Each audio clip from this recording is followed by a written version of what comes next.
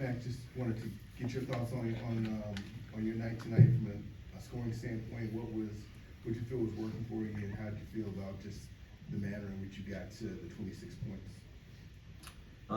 Yeah, I mean, it always feels good to see a couple of threes going early. Got to the line a couple times.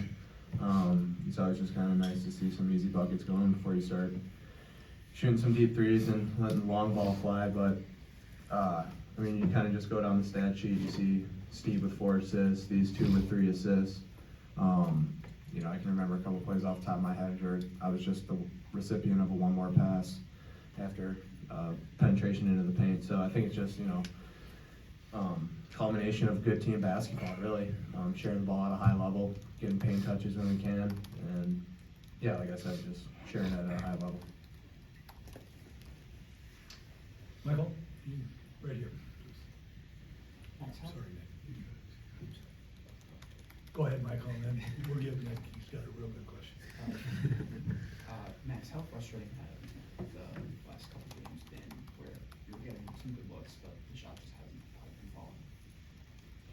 I mean, yeah, we played one real game, so this is the second game of the year. I don't really get too bogged down in like how, you know, shooting performance go earlier, whether it's exhibition, scrimmage. You know, basketball's like golf. You know, I'm a really big golfer too, and you're not gonna hit 320-yard drives down the fairway every single time. Like, it might be in the rough, you might miss one long, but you get to play hole 2, and like you get to shoot the next shot. So stuff like that, always moving forward, like looking at the next biggest opportunity. You know, I feel like everywhere where I got on the floor, I'm comfortable at. There's no bad shot that I'm kind of scared to take, but it's also like these guys, the team pumping confidence into you, you know, pouring that all into you, which makes it just easier to kind of let them fly at a higher level. So, to credit to like these guys, like I said, finding me, getting open, things like that, but you can't worry about, you know, past games, past shots. Nick, go ahead. Yeah, for Max or John, you know, at Big Ten Media Days, you guys both mentioned Kamari as somebody that really had a strong offseason. How has that translated to the offense early, and just how has that been so beneficial, especially in the half court? Yeah, I would say he just, like I said before, he's a spark plug off the bench. And he makes us great whenever he's on the court. And he's always talking, always leading. Whether he's scoring or he's not, he still has high energy. It's never down. Even off the court, he always has high energy.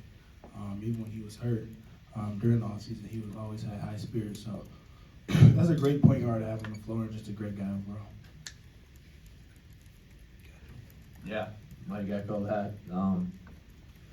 Yeah, just building off what John said about the spark plug, you know, part of it, just pouring. I mean, the last game you looked at is plus minus. It was like, what, 35 or something like that. Coach says you look at it again tonight.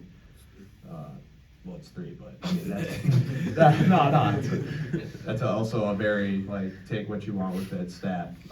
You can feel it though, like it's something you can feel as a player in the game when 4 checks in, brings a new tempo, brings a voice, you know, that carries throughout the team. So even in the huddles too, not just on the floor, but you know, media timeouts, halftime, talking, you know, stuff through.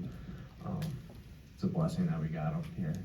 Back to, well, you were in Wisconsin, but to Wisconsin. Question right up front here. Go ahead. JB, you had a real upfront, close and personal look at Carter Gilmore's block. What did you make of that play? What did you see? How did that develop? Well, you're always going to get one of those or a highlight play from Carter Gilmore. So I knew he was going to block that. I saw him coming in transition, and I saw him timing it up. He blocked my shots a few times like that.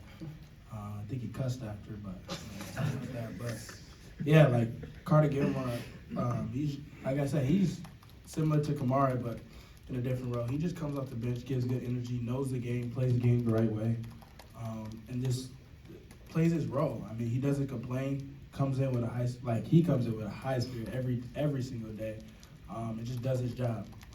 And then he's a leader off the court too. Question right over here in the back. Kamari, would you speak about your defense, your mindset? It seemed like you took Jay out the game in the second half.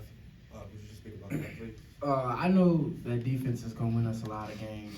I've always had the defensive mindset ever since I started playing basketball. That's really how, that's winning basketball, is getting defensive stops. Like, we have enough scorers we have enough guys doing great things at the other end. So when it's come time to lock in, I make sure I try to take the lead by example and get my guys engaged as well, just because I know that at the end of the game, when it's crunch time like that and it's time to close the game out, we're going to need stops more than scores. Okay, we got coach in the wings. Do we have any other questions? One more question. John, when you see 21 free throw attempts tonight, you had the team had 21, team had 16 the other night. What does that tell you about how this group is playing? As we get up a lot of threes, but I mean, we have a good mixture of both. I mean, like Tanji, I think he leads us with that. Me as well. I know I only had 2 tonight, but we try to get to the free throw line as much as possible. Like last game, I think we were double bonus early, and this game we were in double bonus. So whatever we can do to get free points from the line, I mean, we're trying to do that. So yeah. Okay, thanks, fellas. Thank you. Appreciate it.